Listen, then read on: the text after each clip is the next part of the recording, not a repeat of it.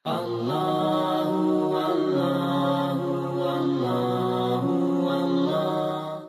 Soalan dia ialah, kenapa kalau betul lah Al-Quran tu benar-benar kalam Allah, kenapa waktu Khalifah Uthman ibnu Affan radhiyallahu an, beliau telah memerintahkan untuk membakar sebahagian besar Al-Quran dan hanya menyimpan. Kalaulah betul dia tu preserve ataupun tersimpan rapi daripada zaman Nabi Muhammad SAW, kenapa harus berlaku begitu? Silakan. Berapa banyak masa yang ada? Bismillah, alhamdulillah. Perlukan masa. Okey, kita kena faham dulu, Al-Quran tidak dibukukan zaman Nabi Muhammad SAW. Al-Quran dibukukan zaman Khalifah Sayyidina Abu Bakar radhiyallahu anhu.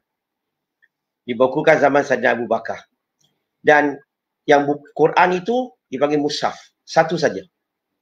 Kemudian zaman Sayyidina Umar radhiyallahu anhu, dia yang simpan.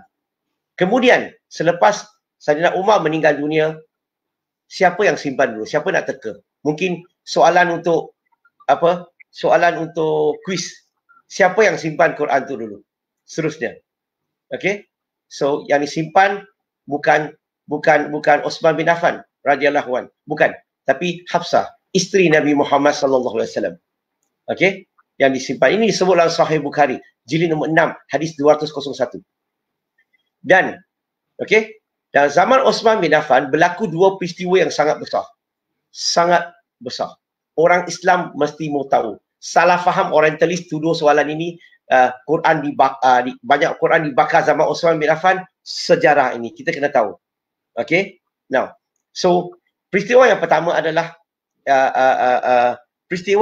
zaman Uthman bin Affan adalah berlakunya perselisihan antara seorang sahabat daripada Syria dengan seorang Iraq.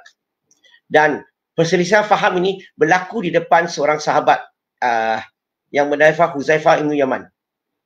Okey, ini disebut dalam Sahih Bukhari jilid nombor 6 hadis 201 dan juga 509. So, di depan sahabat ini dan dilaporkan, pendekkan cerita, dilaporkan dalam kepada Uthman bin Affan radhiyallahu anhu. Okey, dan dia lihat perkara ini. Apa sebenarnya masalahnya? Berlakunya perselisihan adalah sebab zaman semasa Nabi Muhammad SAW, Nabi membenarkan para sahabat membaca Quran dalam 7 logat. Yang ini dilaporkan dalam Sahih Bukhari jilid nombor 6 hadis 513. Okey, 7 logat. Dan dia jadi sedikit masalah zaman Uthman bin Affan. Maka dia kata bacaan dia lebih tepat. Maka berlaku perselisihan. Maka perkara ini dibawa kepada Khalifah pada masa itu, Uthman bin Affan radhiyallahu anhu. Maka dia nak standardizekan. Teks. Jangan lupa, zaman dulu hanya satu mushaf saja. Okey?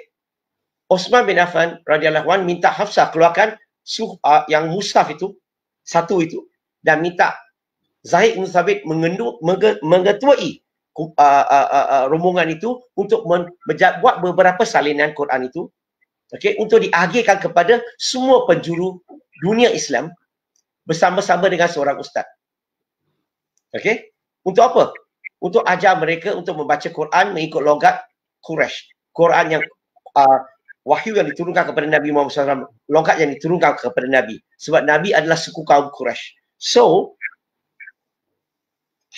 jadikan Quran 6 naskah, 4 penjuru, semua penjuru Islam sebenarnya bersama dengan seorang ustaz. Berarti selepas itu satu dunia, semua selepas itu baca Quran, membaca dengan logat yang secara umumnya semuanya sama. Okey. Now, apa yang berlaku perkara yang kedua adalah, saya terpaksa ringkaskan ya. Perkara yang kedua adalah Uthman bin Affan mula minta sahabat-sahabat semua, siapa-siapa yang ada simpan suhuf. Sebab tak ada masa saya nak terangkan suhuf pada awal tadi sebab makan masa. Suhuf berarti bila Nabi sampaikan wahyu kepada para sahabat dilantik sebagai tukang penulis wahyu, mereka tulis dalam bentuk suhuf, dalam daun kurma, tulang binatang, kulit pokok dan sebagainya. Itu dipanggil suhuf.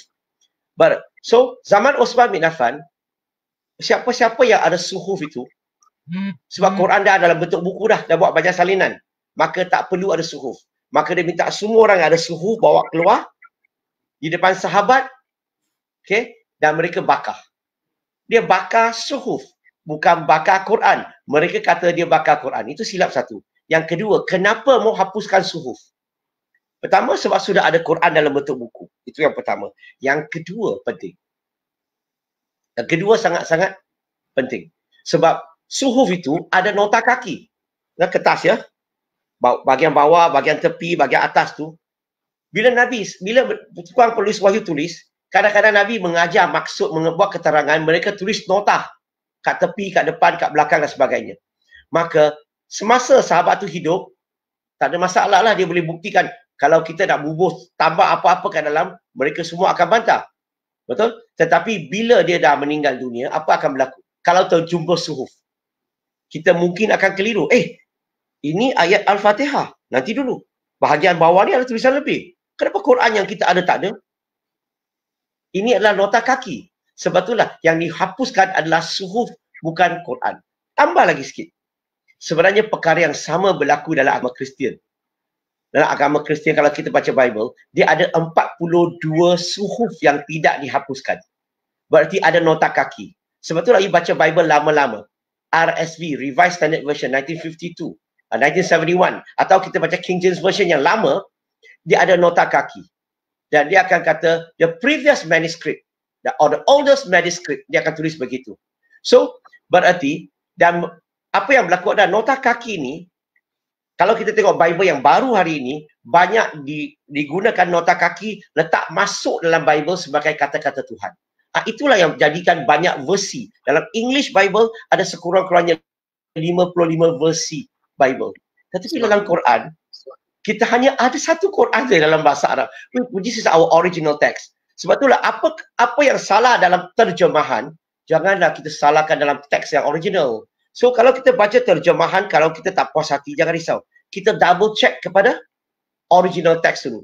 Kita cuba faham asbabun nuzul dulu. Kita tanya pakar, mufassirun dulu. Maka kita akan dapat maksud yang lebih luas dan lebih jelas. Wallahu alam. Allah